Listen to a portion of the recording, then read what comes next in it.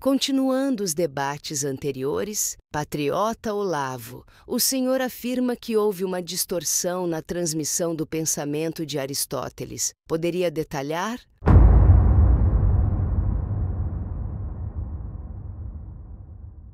Como todo editor póstumo, Andrônico teve de colocar alguma ordem nos manuscritos. Decidiu tomar como fundamento dessa ordem o critério da divisão das ciências. Mas, como observou com argúcia Octave Hamelin, não há nenhum motivo para supor que a divisão das obras de um filósofo em volumes deva corresponder taco a taco à sua concepção das divisões do saber, faltando outras obras que pudessem entrar sob o rótulo técnicas, teve de meter lá a retórica e a poética, desligando-as das demais obras sobre a teoria do discurso. Esta casualidade editorial foi pródiga em consequências que se multiplicam até hoje. Todo o aristotelismo ocidental ignorou por completo a retórica e a poética. Até hoje, o que chamamos de Aristóteles, para louvá-lo ou para maldizê-lo, não é o homem de carne e osso,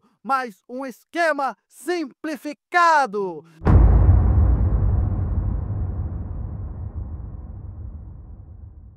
Professor Jonathan Barnes, como a filologia clássica responde a essas acusações?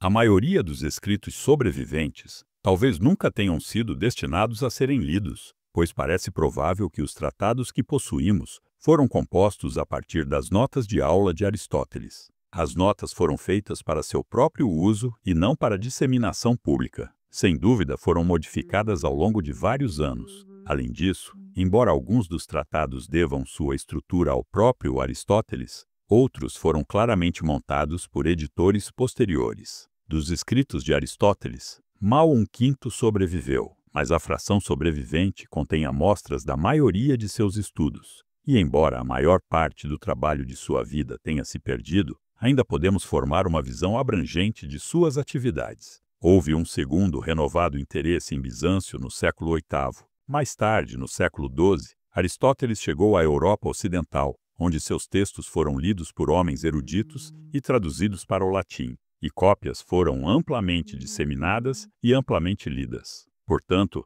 a teoria da mutilação ignora a realidade histórica documentada. Andrônico não distorceu Aristóteles, preservou o que podia ser preservado, trabalhando com materiais fragmentários que já haviam passado por séculos de transmissão acidentada.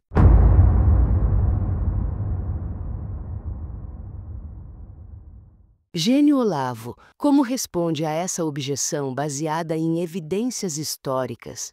Reconheço que os textos sofreram vicissitudes históricas, mas isso não muda o resultado objetivo. Criou-se uma cisão artificial entre as ciências do discurso. A separação entre organon e obras técnicas impediu que se visse a unidade orgânica dos 4 discursos, independentemente das intenções dos editores. Seria absurdo culpar Aristóteles por sua pobreza conceitual. Pobreza é uma carência, não uma falha. Porém, muitos estudiosos da ciência aristotélica tendem a imputar-lhe 2 fracassos graves, um metodológico e outro substancial. E mais importante ainda, Aristóteles foi acusado de preferir teorias frágeis e silogismos estéreis aos fatos sólidos e fecundos. Mas a acusação é ultrajante e foi feita por homens que não leram as próprias obras de Aristóteles com atenção suficiente e que o criticaram pelos erros de seus sucessores. O mesmo princípio se aplica aqui. Acusar Andrônico pelos erros de transmissão textual é como culpar Aristóteles pelos erros de seus sucessores. Trata-se de um anacronismo que ignora completamente as condições materiais e históricas reais da preservação do conhecimento antigo.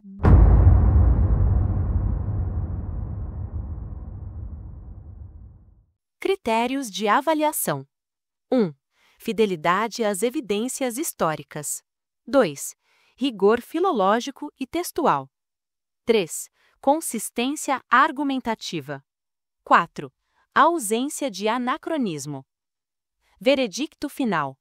Jonathan Barnes vence o debate com supremacia historiográfica.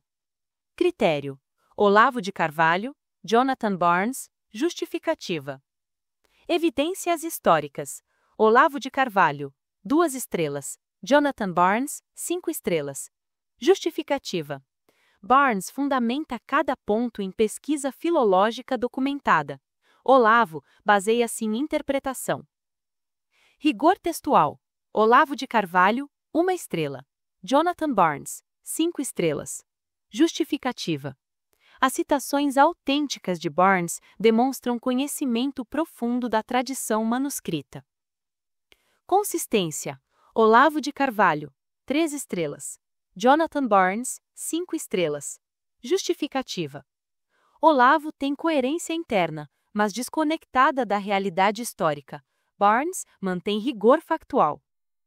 Contextualização histórica. Olavo de Carvalho, 1 estrela. Jonathan Barnes, 5 estrelas. Justificativa. Barnes evita anacronismo. Olavo projeta preocupações modernas sobre o passado. Total: 7/20, 20/20.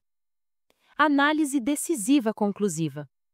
Jonathan Barnes obtém vitória incontestável porque: evidência documental irrefutável.